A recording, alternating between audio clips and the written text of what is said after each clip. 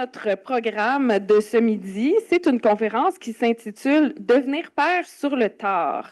La paternité à un âge avancé sous l'angle de l'éthique relationnelle. Alors, on est très content de recevoir pour cette conférence Vincent Couture, qui est professeur agrégé à la Faculté des sciences infirmières de l'Université Laval et qui est membre du partenariat aussi. Donc, bonne écoute et bonne conférence.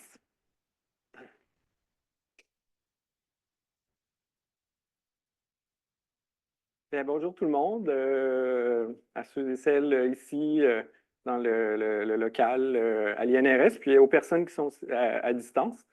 Donc, ça fait plaisir d'être ici avec vous sur l'heure du dîner pour vous partager le fruit de mes réflexions, de mes travaux de recherche. J'aimerais ça remercier tout d'abord le partenariat, Maude, Simon, de m'avoir invité, d'avoir organisé ce bel événement avec vous. Donc, aujourd'hui, on va parler de famille, mais vraiment sous l'angle de la paternité et plus spécifiquement sous l'angle de la bioéthique.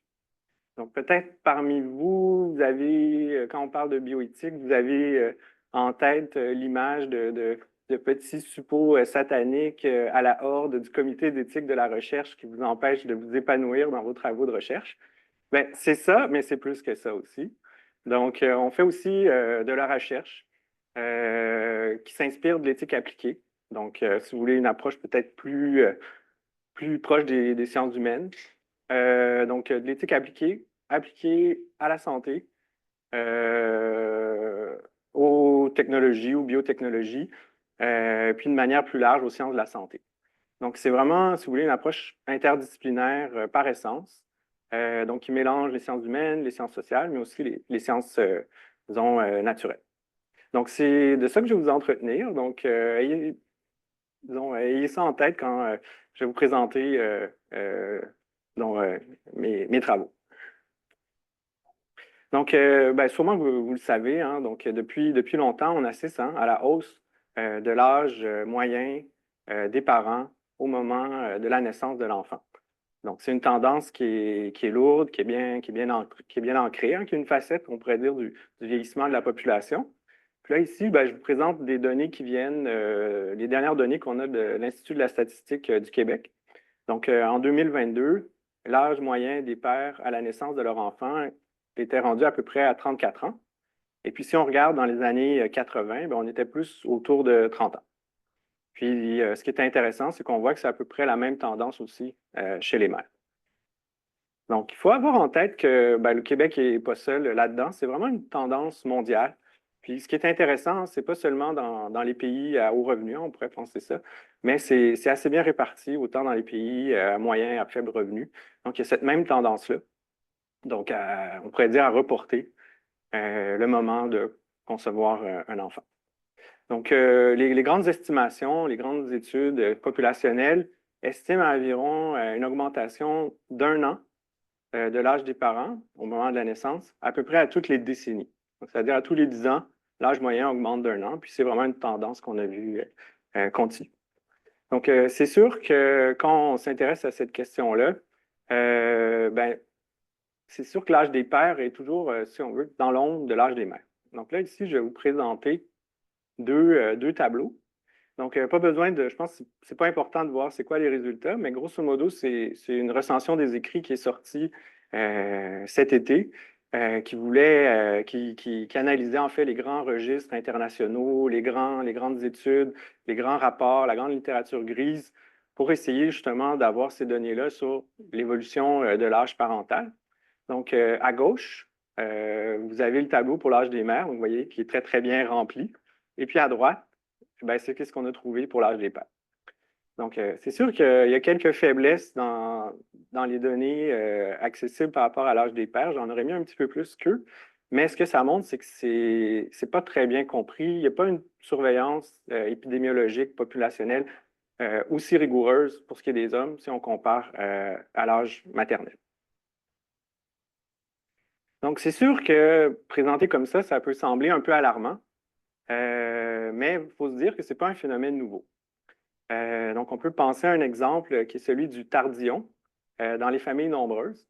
Donc, c'est l'idée que, replacez-vous peut-être il y a dans la génération peut-être de mes grands-parents, voire de mes arrière-grands-parents, eh bien, les familles avaient plusieurs enfants. Et puis quand le dernier enfant qui arrivait sur le tardillon arrivait, bien, les parents étaient autour, avancés dans la quarantaine, voire dans la cinquantaine. Donc, le fait de concevoir un âge avancé, c'est pas fondamentalement nouveau. Et puis, ce qui vient un peu biaiser aussi notre interprétation des données que je vous ai présentées précédemment, c'est que la tendance actuelle a l'air, en fait, est amplifiée par le fait que après la Seconde Guerre mondiale, dans les années 45, des années 45 à 70, les gens ont conçu des enfants extrêmement tôt dans leur parcours de vie. Donc, ça donne l'impression que cette espèce de grande progression, alors qu'avant la Seconde Guerre mondiale, l'âge moyen au moment de la naissance était plus élevé.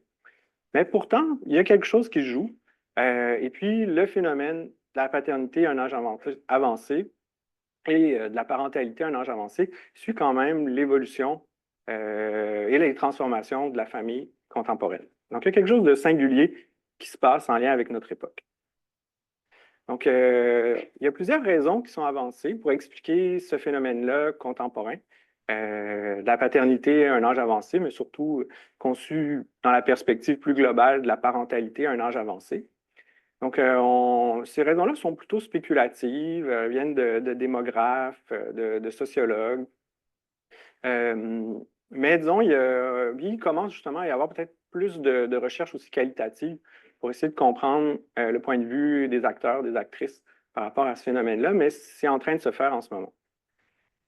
Donc, au niveau des raisons qu'on évoque, hein, pour expliquer ce qui se passe en matière de parentalité à un âge avancé, on parle souvent des raisons médicales, en fait, des facteurs médicaux, l'accès à la contraception qui donne un plus grand contrôle sur le moment de fonder une famille, l'accès à la procréation assistée aussi, puis le développement des technologies de procréation assistée qui jouent un drôle de rôle. À la fois, on pourrait dire c'est la solution à l'âge parental avancé, en donnant la possibilité d'avoir des enfants plus tard, mais en même temps, ça peut être aussi vu comme la cause. Donc, en ayant justement des processus très, très, très lourds, médicaux, on finit par avoir des enfants plus tard dans sa vie.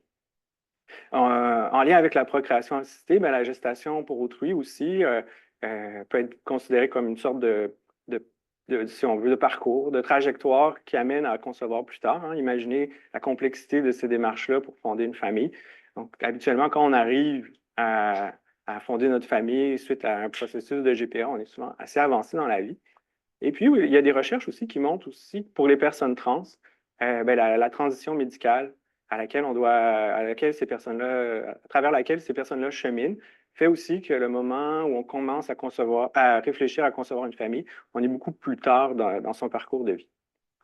Mais raison médicale, raison sociale se mélangent toujours, si on veut. Au niveau social, bien, on parle aussi de l'égalité entre les genres, de l'individualisme, hein, qui expliquerait justement pourquoi cette capacité-là aussi qu'on a de choisir le moment que l'on souhaite pour fonder notre famille. On parle aussi beaucoup de l'éducation postsecondaire, et puis ça nous concerne tous et toutes ici dans cette salle. Donc, on passe son chemin à travers des longs processus de scolarisation. Il y a aussi la question de la faible natalité aussi. Donc, vu qu'on a peu d'enfants, on peut choisir aussi le moment opportun pour fonder notre famille. Et puis, il y a des études aussi qui parlent du waithood, donc qui est un concept assez intéressant. C'est en fait toutes les pressions sociales puis structurelles qui font que les gens tardent à entrer dans la vie adulte normative là, telle qu'on l'entend. Donc, c'est lié à l'économie, à des raisons sociales, à la difficulté, disons, d'entrer en relation, etc., etc. Donc, si vous voulez, une espèce de temps d'attente aussi qui fait qu'on démarre ces étapes-là beaucoup plus tard dans notre parcours de vie. Donc, bien sûr aussi, il y a des questions économiques, hein, on en parle beaucoup, hein, que ce soit le marché de l'emploi, la conciliation travail-famille, l'accès à la propriété. Donc, on essaie d'avoir une situation avant de pouvoir fonder une famille, et puis ça nous amène quand même assez tard dans notre parcours. Et puis finalement, bien, il y a les raisons qu'on pourrait dire individuelles, voire interpersonnelles. Donc, notre difficulté contemporaine à créer des relations, les problèmes de séparation, les problèmes, disons la séparation, les deuxièmes unions, la virgule est mal placée, je m'excuse. Donc, les deuxièmes unions, donc les gens qui refondent une nouvelle famille après une première. Et puis, toute la question aussi de la migration, qui vient rajouter une complexité aux parcours familiaux. Donc, c'est autant, si vous voulez, d'éléments qui essayent d'expliquer qu'est-ce qu'il y a de particulier avec la fabrique contemporaine de la paternité à un âge avancé. Donc, du point de vue de la bioéthique, puis c'est là, moi, que je me situe, c'est là que, disons que, si vous voulez, c'est mon domaine, c'est mon travail, en fait. Donc, la bioéthique, c'est beaucoup concentré sur la maternité à un âge avancé. Donc, c'est assez récent qu'on s'intéresse à la place des pères dans ce phénomène-là, du fait de concevoir plus tard dans sa vie. Donc, la bioéthique beaucoup réagit disons, aux attitudes sociales qui sont très fortes et très négatives en lien avec la maternité à un âge avancé. Donc, il y a une sorte de besoin aussi d'expliquer ces parcours-là, puis que ces femmes-là le faisaient aussi en raison d'une multitude de facteurs extérieurs, que ce n'était pas seulement parce que c'était des mauvaises mères ou des gens qui avaient une mauvaise conception de la famille, mais au contraire, qui avaient des bonnes raisons aussi de faire de fonder une famille plus tard dans sa vie. Puis cette réflexion-là bioéthique s'est beaucoup cristallisée aussi autour de plusieurs types d'interventions. Donc, tout d'abord, tout ce qui touche la médicalisation des grossesses, puis là, je vous les guillemets, qu'on appelle gériatrique. À chaque fois, puis c'est l'expression qui est utilisée en clinique, là. Donc, qui mériterait peut-être d'être révisée, parce qu'une femme de 35 ans, à mes yeux, n'a rien à voir avec mon grand-père qui consulte un gériatre, là. Mais bon, donc la médicalisation des grossesses gériatriques qui sont considérées comme des grossesses à risque. Donc, ça entraîne toute une série de dépistages, de diagnostics particuliers, de suivi aussi qui est particulier. Au niveau des interventions en lien avec la maternité à un âge avancé, on parle aussi beaucoup des politiques de santé. Puis en tête de liste, c'est toutes les politiques qui limitent l'accès à la procréation assistée en lien avec l'âge des mères. Donc, il y a un débat assez important là-dessus. Puis, plus récemment, je dirais dans les 10 dernières années, on a aussi beaucoup parlé de la congélation ovocytaire, donc ce qu'on appelle couramment le egg freezing, donc le fait de congeler ces ovocytes pour pouvoir les utiliser plus tard au moment opportun, là, quand on a envie de fonder une famille, puis éviter du même coup les problèmes physiologiques qui sont liés au vieillissement des ovocytes. Donc, donc, vous voyez, je vous ai un peu esquissé comment la bioéthique s'est emparée de ce sujet-là. Donc, vraiment, du point de vue des femmes, mais on peut se demander, mais qu'est-ce qu'il y en est pour les hommes? Donc, qu'est-ce qu'on devrait faire par rapport aux hommes? Donc, comment on devrait intervenir? Je pense que c'est là la grande question bioéthique qu'on peut se poser, un peu en écho à celle qu'on fait chez les femmes. Est-ce qu'on devrait intervenir en matière d'âge paternel avancé, voire de paternité à un âge avancé? Et tout ça dans l'esprit aussi, qu'est-ce qu'on souhaite? C'est le bien-être des futurs enfants, des familles et de la société. Donc, c'est toujours le problème que j'essaierai, auquel je répondrai dans ma présentation. Donc, il y aura 3 temps à ma présentation. Donc, le premier, je vais vous synthétiser à très grands traits l'état de la réflexion bioéthique en lien avec la paternité à un âge avancé. Ensuite, je vais identifier un morceau qui, selon moi, manque à cette réflexion-là. Et puis, dans un dernier temps, je vais essayer de vous présenter qu'est-ce que pourrait être ce morceau-là. Puis, la piste que j'ai choisie, c'est celle de l'éthique relationnelle. Je trouve qui d'après moi, offre des avenues vraiment intéressantes pour explorer, d'un point de vue éthique, la question de la paternité à un âge avancé. Donc, passons maintenant à l'état de la réflexion en bioéthique. Donc, disons, il y a 3 grandes positions qu'on peut identifier dans la littérature. Vraiment, la première position, c'est celle de la bienfaisance reproductive. Donc, qu'on pourrait associer à la recherche du meilleur intérêt du futur enfant. Mais vous allez voir, c'est un petit peu plus complexe que ça. Donc, cette première position-là stipule en fait que l'âge paternel avancé, qu'on identifie à 40 ans et plus. Donc, pensez que pour les femmes, l'âge maternel, on considère à 35 ans et plus, mais pour les hommes, le consensus mou semble dire que c'est autour de 40 ans et plus. Donc, l'âge paternel avancé est un facteur de risque pour différentes choses. Donc, tout d'abord, il y a une hausse de risque de maladies génétiques complexes chez le futur enfant, donc qui est lié à des anomalies génétiques qui apparaissent dans la lignée germinale des spermatozoïdes du futur père. Puis ces maladies-là, ben, les exemples qui nous parlent le plus, ben, c'est la hausse de l'autisme, la schizophrénie. Donc, il y a même une sorte de schizophrénie qu'on appelle le Advanced Paternal Age Schizophrenia, donc qui est vraiment associé à l'âge du père. Mais l'âge du père aussi influence la grossesse. Donc, il y a une hausse de risque de fausses couches qui sont associées à l'âge du père. L'âge du père aussi est lié à une baisse de la fertilité.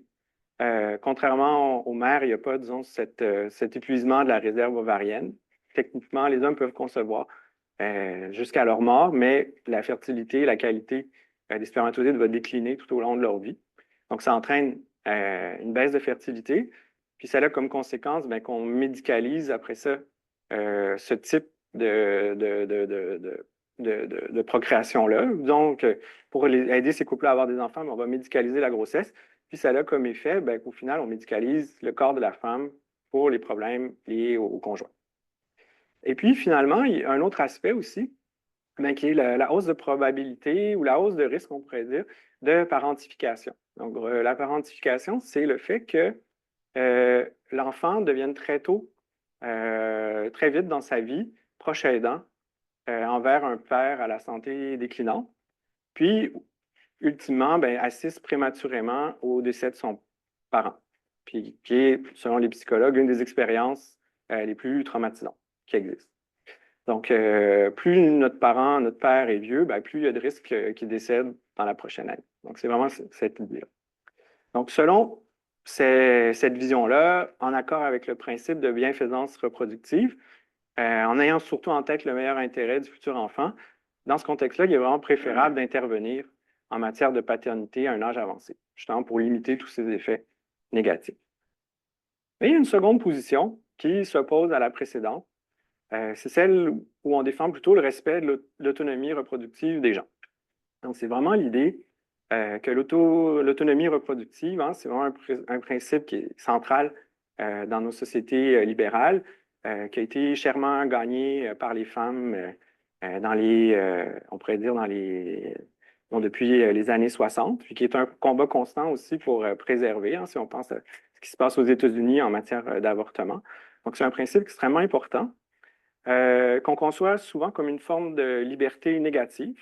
Donc, c'est vraiment l'idée que l'État ou un pouvoir extérieur n'a pas à intervenir dans les décisions reproductives des individus.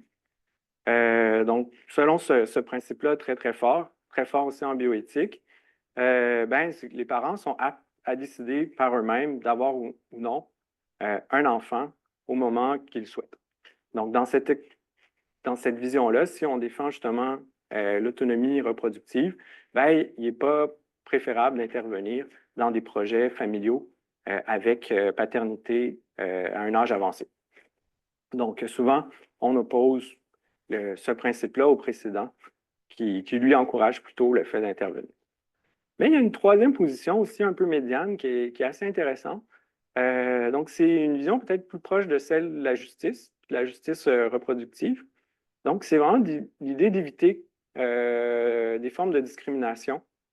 Donc, la première forme de discrimination, c'est le sexisme.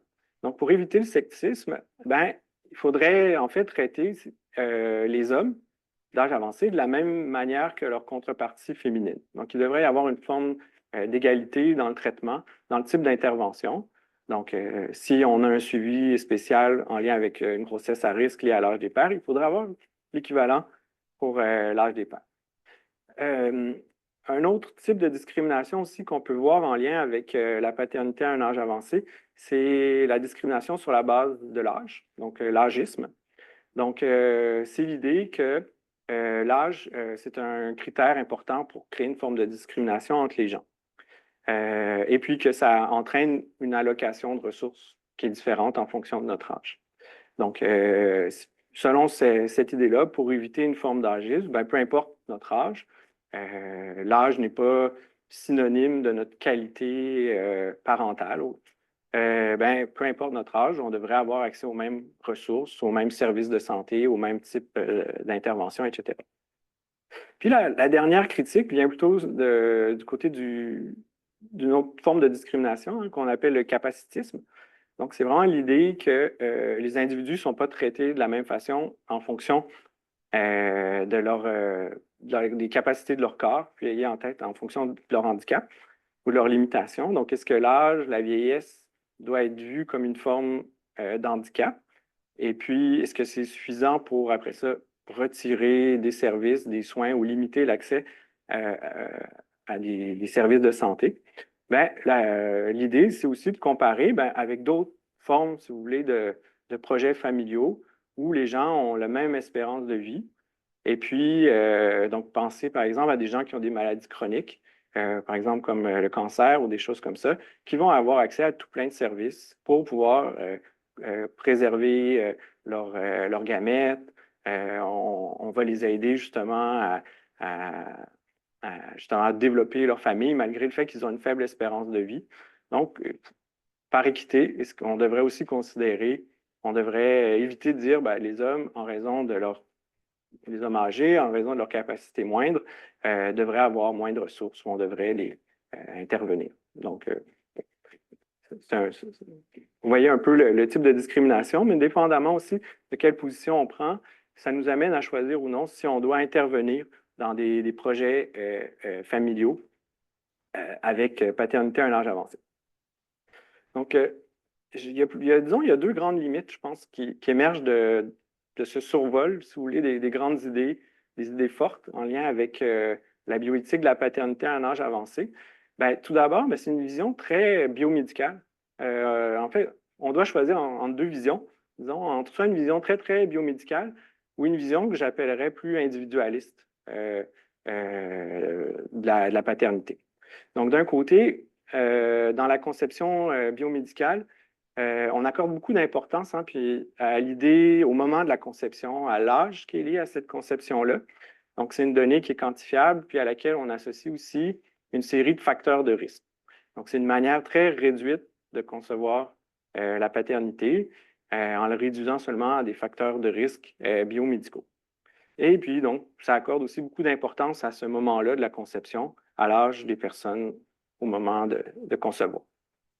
Puis, cette vision-là, en fait, est opposée à une autre qui est plus individualiste, on pourrait dire aussi qui est abstraite, puis qui est liée aux droits individuels.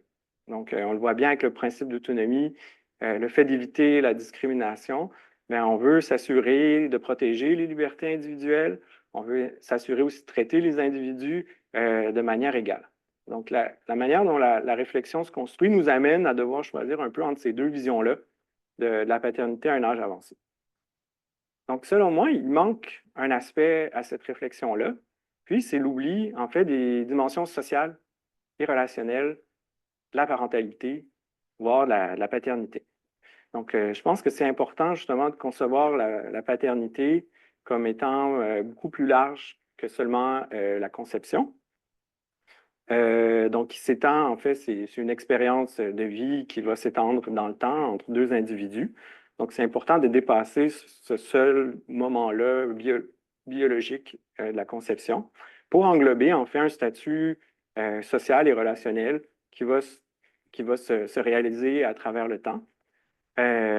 Donc, d'une relation interpersonnelle entre différentes personnes, mais aussi de comprendre aussi les dynamiques sociales qui vont façonner ce type de relation-là. Puis, en s'ouvrant à ces dynamiques sociales-là, aussi, on peut faire une place à analyser la manière dont socialement on conçoit qu'est-ce que c'est la parentalité, qu'est-ce que c'est la masculinité, puis qu'est-ce que c'est le vieillissement, qui sont vraiment à l'intersection de qu'est-ce que c'est être un père d'âge avancé. Donc, d'après moi, c'est ce qui manque à la réflexion actuelle. Donc, la proposition que je fais, c'est de suivre la piste de l'éthique relationnelle.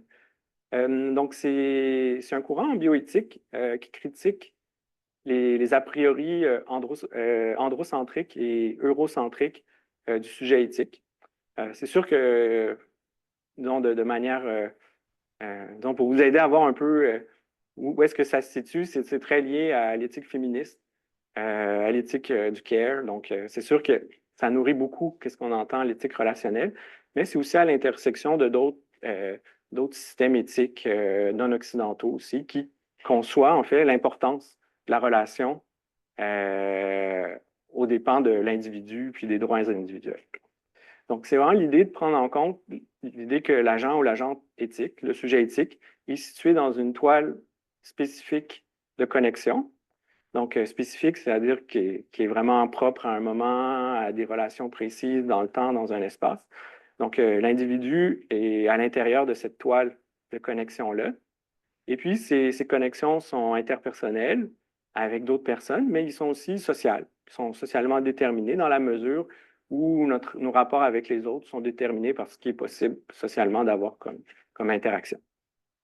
Donc, d'un point de vue éthique, ben, l'éthique relationnelle accorde beaucoup de valeur morale à ces connexions-là. Donc, au lieu de s'intéresser aux droits individuels, on s'intéresse à la valeur de la relation. Donc, il y a deux approches principales au sein de l'éthique relationnelle. Soit qu'on critique les normes déjà existantes, donc au lieu de parler d'autonomie au sens justement individuel, abstrait des droits de la personne, ben, on s'intéresse à une autonomie qui est relationnelle. Donc, c'est-à-dire qui est possible grâce à notre relation qu'on a avec les autres. Et puis, en plus de cette critique-là des normes, on peut aussi, l'éthique relationnelle propose des normes qu'on pourrait dire relationnelles. Donc, d'autres formes de normes relationnelles. On peut penser à l'idée de responsabilité, qui est la reconnaissance d'un engagement envers les autres, ou le care, donc une manière de répondre aux besoins d'autrui. Donc, vous voyez, ça, c'est un peu une description assez schématique de qu'est-ce que c'est l'éthique relationnelle ou la bioéthique relationnelle, si on veut. Et puis, en faisant cet exercice-là, donc en réfléchissant à la paternité à un âge avancé sous l'angle de l'éthique relationnelle, eh bien, d'après moi, il y a 4 principes éthiques qui se démarquent, je trouve, qui résonnent particulièrement avec le phénomène de la paternité à un âge avancé. Et puis, c'est la proposition que je vais faire. Donc, je vais vous présenter ces 4 principes-là qui, je considère, peuvent être une manière originale d'enrichir le débat normatif en lien avec la paternité à un âge avancé. Donc, c'est un peu, vous voyez, mon objectif ici, c'est un peu de mettre à jour notre manière traditionnelle en bioéthique d'analyser les choses. Donc, comme je vous l'avais mentionné précédemment, sous l'angle l'éthique relationnelle, on parle plutôt d'autonomie relationnelle que d'autonomie classique. Donc, l'idée ici, c'est que l'autonomie, c'est la capacité de faire ses propres lois, pour paraphraser Emmanuel Kant. Mais ici, c'est l'idée qu'on arrive à faire nos propres lois parce qu'on dépend des autres. Puis les autres aussi nous permettent d'activer, d'actualiser ou non notre capacité d'être autonome. Donc, ça nous amène justement à voir l'autonomie non pas comme un droit que je porte, un genre d'entitlement, mais aussi une capacité qui se fait à plusieurs. Donc, si on regarde la paternité sous un âge, la paternité à un âge avancé, sous l'angle de l'autonomie, on se rend compte aussi que le père peut être autonome dans ses décisions reproductives, mais aussi grâce à sa partenaire, qui elle, a la capacité aussi de l'accompagner, d'être avec lui, de l'aider aussi à cheminer dans son processus de famille, dans son projet familial. Puis, si on regarde aussi à travers le temps, cette autonomie-là est aussi possible si l'enfant réussit à le devenir autonome. Donc, c'est pas seulement... ça nous amène aussi à réfléchir à la place que l'enfant pourrait occuper, surtout si on pense en termes de parentification, où il va y avoir un moment où l'enfant va devoir s'occuper de son père vieillissant. Donc, et puis, ce qui est aussi intéressant quand on regarde sous la lunette de l'autonomie relationnelle, c'est l'idée aussi que la mère, son autonomie reproductive, donc sa capacité à décider de fonder un projet familial est aussi possible grâce à son partenaire. Donc, parce que c'est un projet qui se fait à deux. Donc, si on veut limiter l'autonomie reproductive des pères, en disant, par exemple, vous n'avez pas accès à tel service de procréation assistée ou quoi que ce soit, au final, on se retrouve aussi à limiter l'autonomie reproductive des mères. Donc, ça nous met devant une situation un peu emmêlée, si vous voulez, où l'autonomie de chacun repose aussi sur l'autonomie des autres. Mais il y a un élément, je pense, qui apparaît vraiment essentiel, c'est au niveau normatif, c'est que cette autonomie-là est valable dans la mesure où il n'y a pas une relation coercitive qui empêcherait l'autonomie des autres. Donc, c'est vraiment l'idée où, dans quelle est la valeur de cette autonomie relationnelle que j'ai aussi grâce à travers les autres? Ben, c'est une bonne relation autonome dans la mesure où elle n'est pas coercitive, où personne n'est pas forcé de s'embarquer dans un projet familial. Donc, voilà sous l'angle de l'autonomie relationnelle. Donc, il y a un autre principe qui est intéressant, je pense, c'est celui de la responsabilité masculine. Donc, la responsabilité, c'est le fait de se sentir concerné par les conséquences de ses actions ou le sort des autres. Donc, ce qui est intéressant quand on regarde du point de vue de la théorie de la masculinité reproductive, c'est-à-dire comment socialement, culturellement, on considère la reproduction masculine, bien là, c'est l'idée qu'il y a une absence de responsabilité. Les hommes ne sont pas responsables du projet familial puis des conséquences de ces choix-là. Donc, les hommes ont un rôle secondaire en termes de reproduction. Ils sont considérés comme étant virils, fertiles tout au long de leur vie et surtout détachés de la santé du futur enfant. Donc, ça les place plutôt dans une situation, disons, d'irresponsabilité, disons, masculine.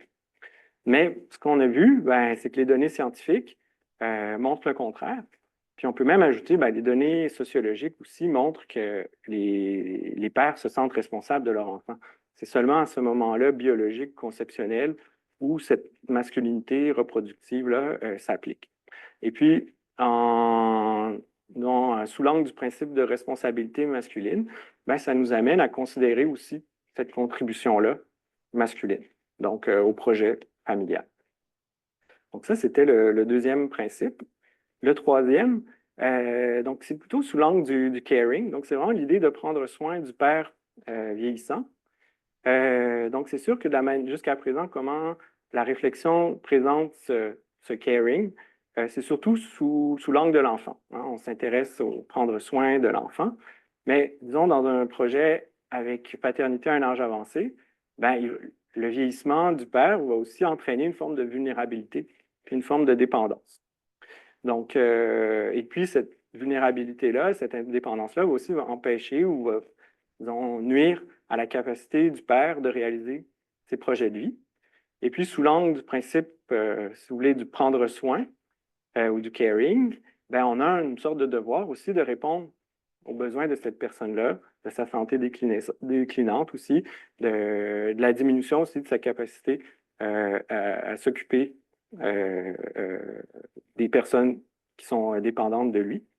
Puis, ce qui est intéressant aussi, si on regarde là, sous l'angle du prendre soin, mais on se rend compte aussi que la partenaire va devenir proche aidante d'un père à la santé déclinante. Donc, il y a une sorte de responsabilité aussi par rapport à cette nouvelle dépendance-là qui va s'ajouter à la relation. Et puis, un dernier principe que j'aimerais vous partager, c'est celui de l'égalité basée sur la connexion.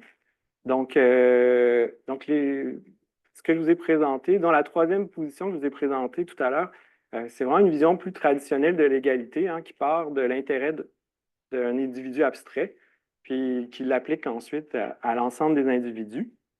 Donc, c'est vraiment l'idée, si vous voulez, que de la discrimination. Bon, on devrait tous obtenir tel type d'avantages sociaux. Je n'ai pas ces avantages sociaux-là, donc je mériterais d'avoir ces avantages sociaux-là. Donc, parce que je suis égaux. Mais là, si on regarde plutôt d'un point de vue relationnel, bien là, on s'intéresse plutôt à la connexion. Donc, vraiment, on s'intéresse à la connexion, puis au statut, si on veut, fondamental puis de l'importance fondamentale des relations qu'on a avec les autres. Donc, c'est quoi les connexions qu'on mentionne en lien avec la paternité avec un âge avancé? Ben, c'est sûr que c'est les connexions qu'il y a entre le parent, ou on peut même dire le soignant, tu sais, dans la mesure où peut-être qu'un parent va décliner en santé, puis là, il faudra aussi soigner cette personne-là. Donc, c'est les relations entre le parent, le soignant et la personne dépendante, hein, que ce soit l'enfant ou le parent vieillissant. Donc, l'idée ici, ça serait justement d'attribuer une sorte de valeur à cette relation-là. Puis, socialement, en termes d'égalité, ben, d'exiger des droits pour développer des relations qui ne seraient pas aliénantes. Donc, c'est-à-dire de compenser pour les dépendances qui vont se créer en lien avec le fait de vieillir. Donc, c'est 4 principes que je vous ai esquissés, qui, d'après moi, peuvent être intéressants pour réfléchir la paternité à un âge avancé. Donc, le but, vraiment, ici, c'est d'ouvrir le débat. Je ne pense pas qu'il résume l'éthique qu'on puisse faire de la paternité à un âge avancé, mais je pense qu'ils offrent des pistes intéressantes pour essayer de dépasser une éthique qui est trop centrée sur la conception biologique, puis les droits individuels.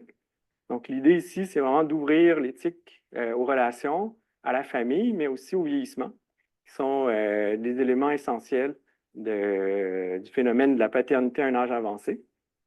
Puis derrière tout ça, ben, c'est vraiment de considérer la valeur de la paternité, mais aussi à travers le temps. Donc, c'est une expérience qui évolue à travers le temps, ce n'est pas seulement un statut. Donc, si je reviens à ma grande question bioéthique, donc, est-ce qu'on devrait intervenir en matière de paternité à un âge avancé? Bien, sous l'angle de l'autonomie relationnelle, bien, la réponse, ce serait oui, bien, pour éviter, en fait, pour vérifier si la relation est coercitive ou non entre les partenaires. Donc, quelle est est-ce que cette relation-là est épanouissante ou non? Est-ce qu'elle est contrôlée ou non? Au niveau, si on applique le principe de responsabilité masculine, est-ce qu'on devrait intervenir? Bien, la réponse aussi, c'est oui. Ben, c'est vraiment en intégrant la contribution paternelle dans nos interventions, dans le counseling aussi qu'on peut faire, dans le type de suivi qu'on peut offrir à ces hommes-là. Si on regarde maintenant le principe du prendre soin appliqué au père vieillissant, ben, la réponse c'est aussi oui, parce que c'est important de répondre à cette situation-là de vulnérabilité puis de dépendance en lien avec l'âge. Et puis, c'est un peu radical, j'imagine, comme proposition, mais aussi pour accompagner ces parents-là dans leur relation familiale. Donc, c'est vraiment, ça implique aussi ça. Et puis, si on regarde le phénomène, si on applique le principe d'égalité basé sur la connexion, est-ce qu'on devrait intervenir? Bien, la réponse, c'est oui. En fait, pour développer des politiques qui soutiennent toutes les sortes de projets familiaux. Et c'est sur ça que se termine ma présentation.